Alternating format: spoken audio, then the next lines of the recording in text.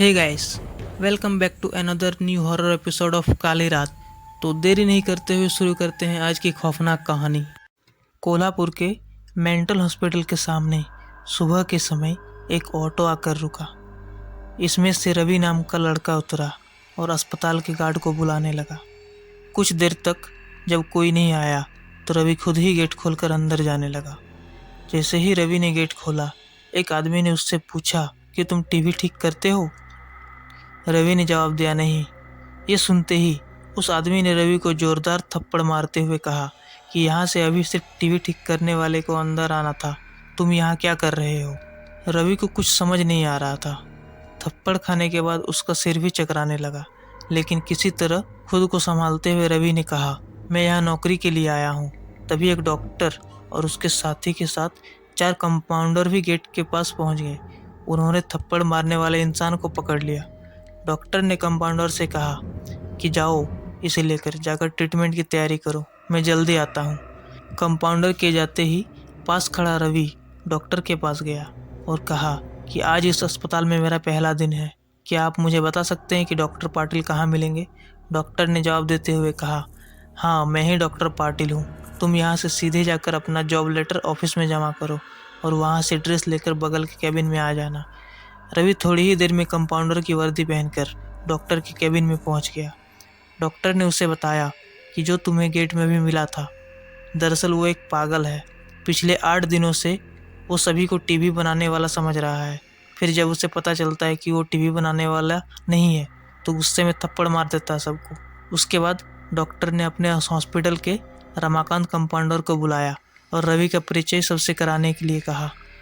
रमाकांत ने कुछ ही देर में रवि से सबको मिलवा दिया और फिर उसे मरीजों के कमरे में ले गया। वहाँ हर कोई कुछ न कुछ अजीब हरकत कर रहा था।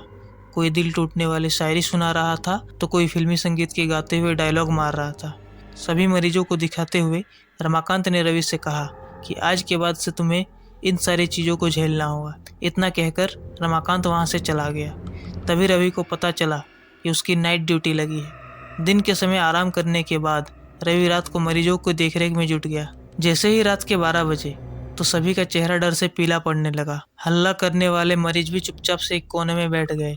ये सब देखकर रवि को बहुत अजीब लगा।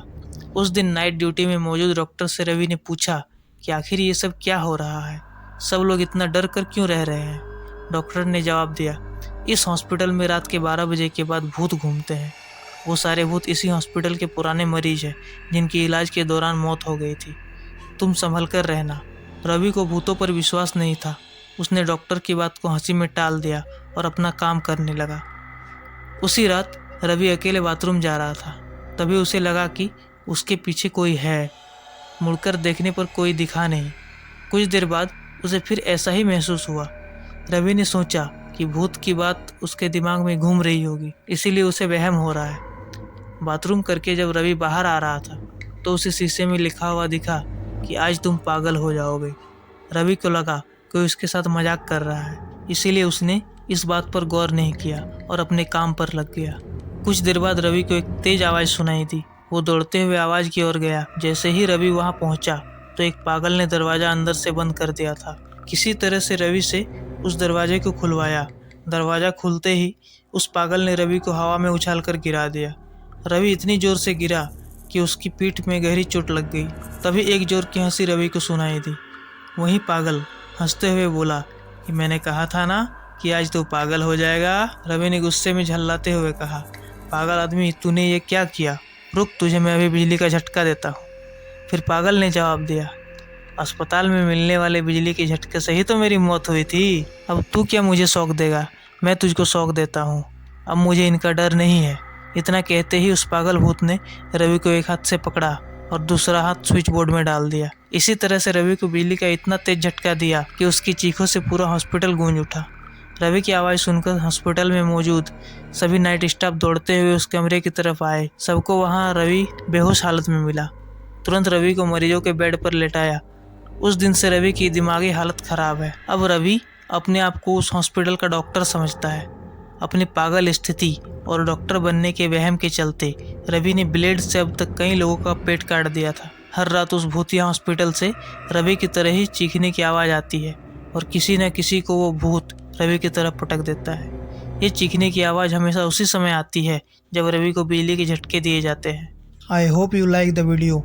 स्टोरी अगर पसंद आई हो तो प्लीज़ वीडियो को लाइक करें और चैनल को सब्सक्राइब करें, और प्लीज़ हमें अपनी स्टोरी इस जीमेल पर सेंड करें। तो क्या पता अगली स्टोरी आपकी स्टोरी पर हो। तो फिर मिलते हैं इसी तरह के एक बेहतरीन से हॉरर एपिसोड के साथ। तब तक के लिए बाय बाय, टेक केयर।